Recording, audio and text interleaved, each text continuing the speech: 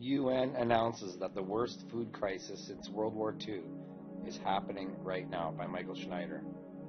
We always knew that this would start happening. Earlier this month I wrote about the severe economic problems that are plaguing South America. But up to this point I have neglected to discuss the horrific famines that are breaking out all over Africa. Right now there is a desperate need for food in South Sudan, Somalia, northeast Nigeria, Eritrea, and Kenya. And Yemen, even though it is not technically part of Africa, is being affected by many of the same factors that are crippling nations all over Eastern Africa. The United Nations says that more than 20 million people could die from starvation and disease if nothing is done.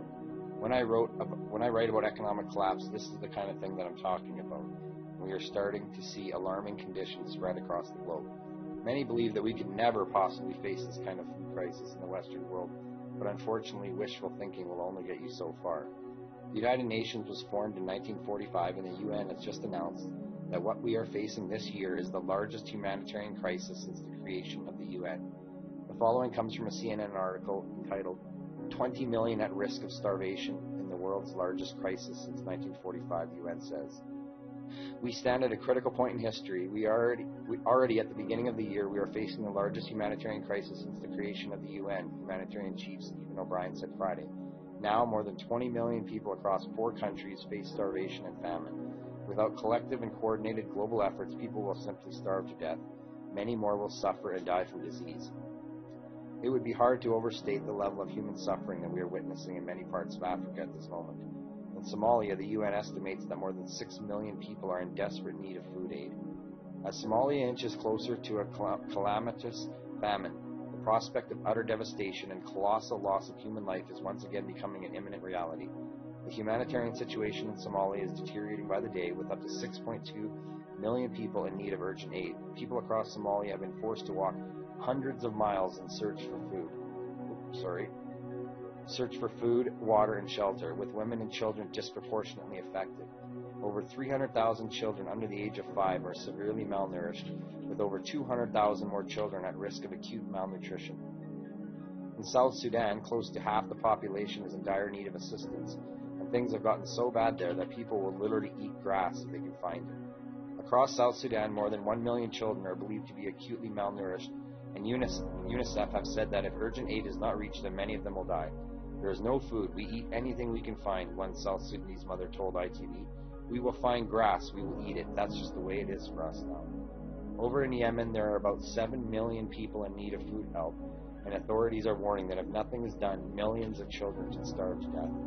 The numbers affected are absolutely extraordinary, said Mark Kay, Save the Children's Yemen spokesperson. We keep on talking about a country that's on the brink of famine, but for me these numbers highlight that we're at the point of no return. If things are not done now, we are going to be looking back on this, and millions of children will have starved to death. And we all have been aware of this for some time. That will shame us as an international community for years to come. Eritrea was not specifically included in the recent UN alert, but it should have been. Much of the country has been hit by a crippling drought, and approximately half of all children in Eritrea are stunted. But we cannot understand why Eritrea is not included in the appeal. UNICEF has confirmed what we know from our friends and families inside the country. In a report in January, the agency said that the El Nino drought has hit half of all Eritrea's regions. Acute malnutrition is widespread. As UNICEF put it, malnutrition rates already exceeded emergency levels, with 22,700 children under 5 projected to suffer from severe acute malnutrition in 2017. Half of all children in Eritrea are stunted, and as a result, these children are even more vulnerable to malnutrition and disease outbreaks. We have been warned that there would be famines in diverse places in these times. Excuse me. But here in the Western world, we tend to be lulled into a false sense of security by our comfortable lives, and most of us, a lot of us, are all overweight too, not realizing that the massively inflated standard of living that we have been enjoying has been fueled by the largest mountain of debt in the history of the planet. In Kenya, a national emergency has been declared due to drought and famine. For those of you that are parents, what would you do if your children were crying out for food but you didn't have anything to give them? The following story from Kenya is beyond heartbreaking. Emmanuel Ayaper is 3 years old and can no longer walk. The flesh on his legs, which dangle from his mother's hip as she carries him around, is wasting away. He seems listless and sad, tongue flicking repeatedly in and out of his mouth. "We do not have enough food," said Veronica, his 28-year-old mother. "We eat only once a day."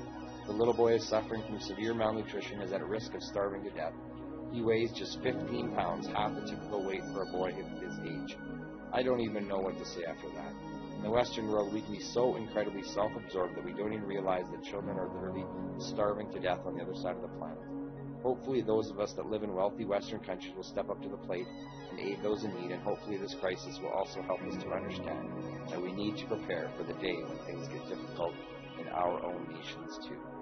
Thanks for watching, everyone. I'll leave links in the description, and you can check out the other articles. And thanks. Hope you guys had a great weekend. Sorry to bring you this bad news. Please like, comment, share, subscribe. Let me know what you think. Thanks so much. Have a great day. God bless. Bye.